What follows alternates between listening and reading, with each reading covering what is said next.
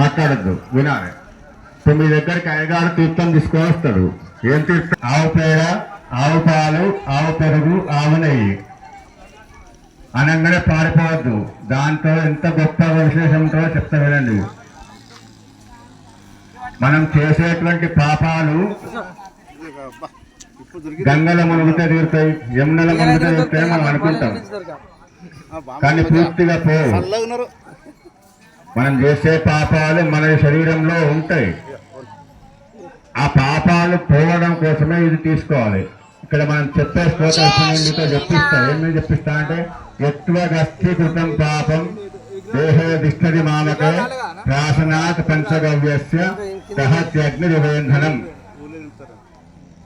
ఏవైతే పాపాలు మనం చేసిన పాపాలు మన శరీరంలో ఉన్నాయో ఆ పాపాలన్నీ కూడా ఈ తీర్థం తీసుకోవడం ద్వారా ఎట్లా పోతాయి తెలుసా?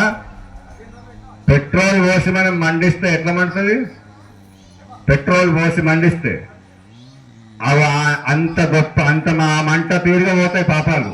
అంటే నిమిషంలో తీసుకున్న తక్షణంలోనే పాపాలు పోతాయి.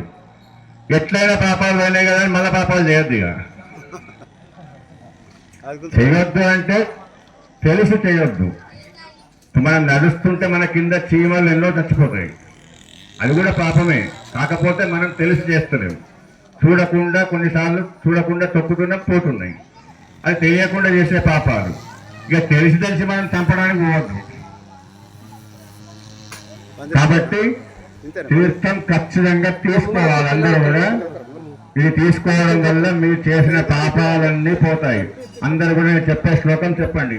ఎత్తులకు అస్థి కృతం పాపం దేహే తిష్టతి మామకే ప్రాశనాత్ పంచ గవ్యస్య దహతి అగ్ని ఇవ ఇంధనం. నా వెట్రమారు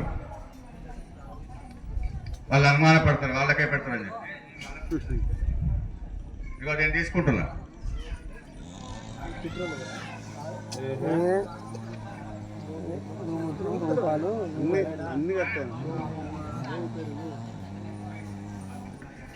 ఎత్వగస్థికృతం పాపం దేహే తిష్టతి మామకే ప్రాశనాత్ పంచగవ్యస్య దహత్యగ్నిర్వేంధనం.